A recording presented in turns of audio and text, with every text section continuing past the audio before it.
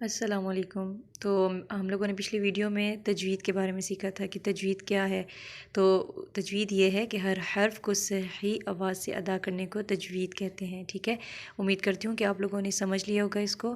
तो आज हम कुछ हिदायत पढ़ते हैं, तो इंशाल्लाह उसके बाद फिर हम लोग बाकी स्टार्ट करते हैं। ठीक है जी। हाँ जी, तो वो हिदायत ये हैं कि कुरान करीम को उसकी असल ज़ुबान अरबी में पढ़ें। कुरान मजीद अहले अरब के लबो लहजा और तलफ़ुज़ के हुस्न के साथ पढ़ें, यानी कि तरतील और तजवीद के साथ पढ़ें। ठीक है, ये नहीं कि आप लोग जल्दी जल्दी भाग रहे हैं और जल्दी जल्दी, जैसे अक्सर लोग जो हैं वो हिफ्ज़ करते हैं तो वो जल्दी जल्दी पढ़ रहे होते हैं, तो इस तरह से उनके तलफ़ुज़ सही निकलता नहीं है, हरूफ सही अदा नहीं होते। जैसे वो क़ाफ़ को क़ाफ़ नहीं पढ़ते हैं बल्कि काफ़ उनका निकल रहा होता है। ठीक है, तो तिलावत के आगाज़ में आऊज़ बिल्लाह और सूरत के शुरू में बिस्मिल्लाह पढ़ें, सिवाय सूरत तौबा के। और आप लोगों को ये बात भी पता होनी चाहिए कि जब आप तिलावत शुरू करते हैं तो आऊज़ु बिल्लाह से शुरू करें और फिर बिस्मिल्लाह पढ़ लें। ठीक है जी, लेकिन एक कुरान पाक में, पूरे कुरान पाक में सिर्फ एक सूरत ऐसी है जिसमें आप बिस्मिल्लाह बिल्कुल भी नहीं पढ़ते, और वो सूरत है सूरत तौबा। उसमें ना आप आऊज़ु बिल्लाह पढ़ेंगे और ना बिस्मिल्लाह पढ़ेंगे। ठीक है, अच्छा जी। तो अगला है दौरान तिलावत सूरत शुरू हो जाए तो सिर्फ बिस्मिल्लाह पढ़ें। तो जब आप तिलावत कर रहे हो और मतलब जब आपने एक सूरत ख़त्म कर दी है, ठीक है जी, और अब दूसरी सूरत आ गई है, तो आपने उसमें दोबारा से औज़ु बिल्लाह नहीं पढ़ना।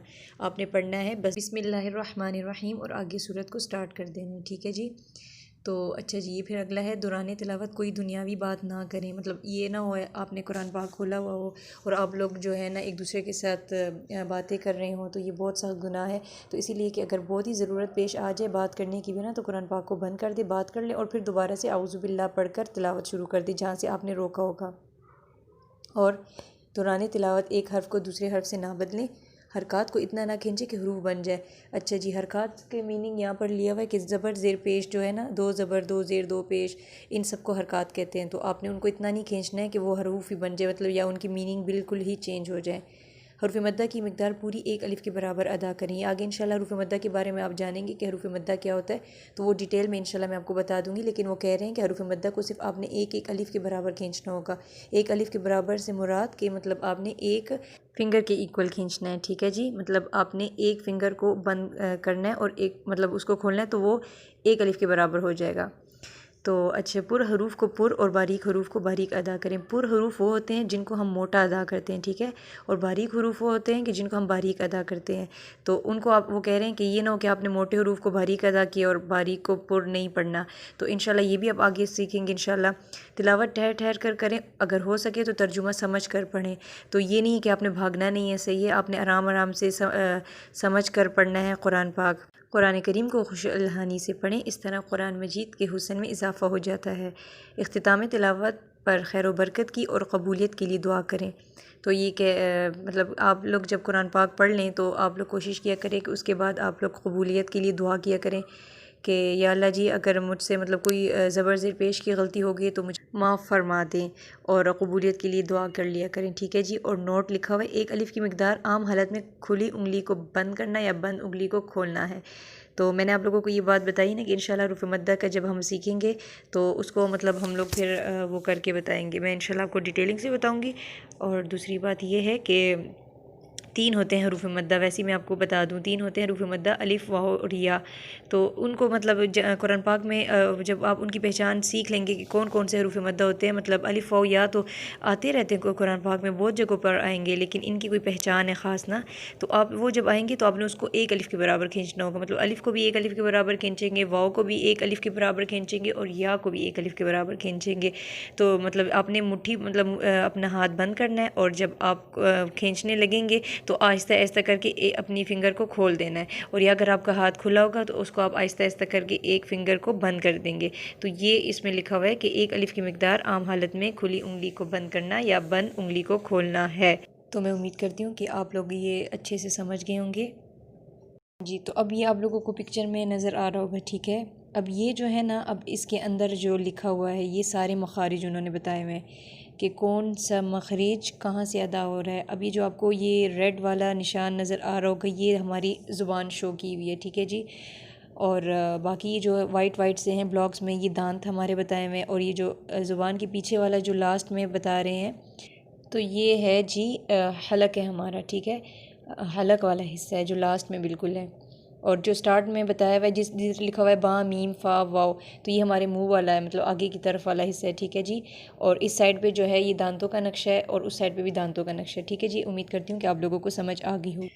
हाँ जी, तो देखिए अब ये जो है ना दांतों के नेम्स है, मतलब टोटल दांत जो है 32 होते हैं, 32 होते हैं, ठीक है, जिनमें टोटल 12 दांत हैं और 20 दाढ़ें। हाँ जी, तो अब इस पिक्चर में देखें क्या लिखा हुआ है। तो इसमें उन्होंने नज़म लिखी हुई है तादाद दांतों की कुल 30 और 2, सनाया हैं 4 और रुबाई हैं 2 2, हैं इनियाब 4 और बाकी रहे 20 के, कहते हैं कर्राए अदरास उन्हीं को, जवाहिक हैं 4 और तवाहिन हैं 12, नवाजिस भी हैं उनके बाजू में 2 2। अब इनकी तफसील देखिए। कुल दांत 32 हैं, ठीक है, जिनमें 12 दांत और 20 दाढ़ें हैं। 12 दांतों के कुल नाम 3 हैं, सनाया 4 हैं, रुबाई 4 हैं, इनियाब 4 हैं। मतलब ऊपर वाले जो पहले 2 दांत होते हैं ना, जो सामने हमारी नज़र आते हैं, ठीक है, सामने की तरफ, तो ऊपर वाले को कहते हैं सनाया उलिया, दोनों दांतों को फर्स्ट। और जो नीचे वाले सामने के 2 दांत होते हैं उनको कहते हैं सनाया सुफला, ठीक है, सनाया उलिया सनाया सुफला। और अब जो 2 दांतों के साइड वाले जो होते हैं ऐसे तिकोन की तरह, ठीक है, तो उसको कहते हैं रबाई। तो 4 जो हैं वो रबाई हैं, 2 ऊपर के और 2 नीचे के। और उसके साथ फिर जो होते हैं वो होते हैं इनियाब, जो 4th वाले में, तो 4 इनियाब हैं। अब जो 20 दाढ़ें हैं उनके नाम ये हैं जवाहिक, तवाहिन, नवाजिस। मतलब जो जवाहिक दाढ़ें हैं ना वो 4 होंगी, तवाहिन जो हैं वो 12 और नवाजिस 4, ठीक है, ये 4 दाढ़ होंगे। सामने ऊपर वाले, मैंने आप लोगों को पहले ही क्लियर कर दिया कि सामने ऊपर वाले 2 दांतों को सनाया उलिया कहते हैं, ठीक है, और साथ वालों को रुबाई और फिर उनके साथ वालों को इनियाब कहते हैं। इससे आगे दाढ़ें हैं, नीचे सामने के 2 दांतों को सनाया सुफला कहते हैं, मैंने आपको पहले ही क्लियर कर दिया है। नीचे वाले दांतों में से सनाया सुफला के सिवा कोई दांत हरूफ की अदायगी में मुआवनत नहीं करता। पहली 4 दाढ़ें दाएँ बाएँ ऊपर नीचे वाली जवाहिक कहलाती हैं। फिर उसके साथ वाली 12 दाढ़ें दाएं बाएं ऊपर नीचे तवाहिन, फिर आखिरी 4 दाढ़ों को नवाजिस कहते हैं। ये अब इंशाल्लाह आगे मैं आप लोगों को पिक्चर बताऊंगी तो आपको उसमें समझ आ जाएगी कि कौन कौन सी नवाजिस हैं, तवाहिन हैं, जवाहिक हैं दाढ़ों का। तो देखिए आप लोगों को दांतों का नक्शा नज़र आ रहा होगा, मतलब हमारे मुंह वाला बताया हुआ है, ज़ुबान बताई हुई, दांत हैं सारे। तो आप लोगों को क्लियर करके मतलब होंठ भी बताए हुए हैं। और ये जो नीचे लेफ़्ट साइड पे सबसे नीचे देखिए जहाँ पर सनाया उलिया लिखा हुआ है और सनाया सुफला, तो ये जो है ना ये बाकायदा मतलब मुँह बनाया हुआ है बंद वाला। लेकिन जो ऊपर वाले पिक्चर में आपको नज़र आ रहा है तो वो जो है ना वो खुला बता दिया है। तो आप उस पर देखिए, जो पहले वाले 2 दांत है सनाया उलिया है, ठीक है, साथ में रबाई था, साथ में मैंने बताया ना चौथे नंबर वाले जो हैं वो इनियाब है। फिर अब उसके साथ अब देखें ये जो ज़वाहिक तवाहिन नाजिज़, इधर इसके साथ लिखा हुआ है दाढ़ें हैं, ये सारी इधर दाढ़, हाँ जी, तो दोनों साइडों पर दाढ़ें हैं, ठीक है। और अब नीचे देखें जहाँ पर लिखा हुआ है अदना हलक, वस्ते हलक, अक्सा। हाँ जी, तो ये हलक के हिस्से हैं, मतलब हलक के 3 हिस्से हैं टोटल। एक है अदना हलक, वस्ते हलक और अक्सा हलक। तो हलक से 6 वर्ड्स हैं, 6 हरूफ है जो कि हलक से अदा होते हैं। तो 2 2 करके अदा होते हैं, तो वो फिर मैं आपको आगे बता दूँगी। हाँ जी, तो आज के लिए इतना काफ़ी है। तो आप कोशिश करें कि मुझे कमेंट सेक्शन में बताया करें कि आप लोगों को समझ आई है नहीं आई है। जिस चीज़ के आपको समझना है आप मुझसे पूछ लिया करें कमेंट में, मैं आपको बता दिया करूँगी, ठीक है। और ज़्यादा से ज़्यादा वीडियो को शेयर करें ताकि और सारे लोग भी आएँ और सवाब कमाएँ, और आप लोगों के साथ वो भी सीखें और हमें भी सवाब मिले, ठीक है। तो दुआ में याद रखिएगा। इंशाल्लाह नेक्स्ट सबक के साथ फिर मिलेंगे। अपना ख्याल रखिएगा जी। अल्लाह हाफिज़।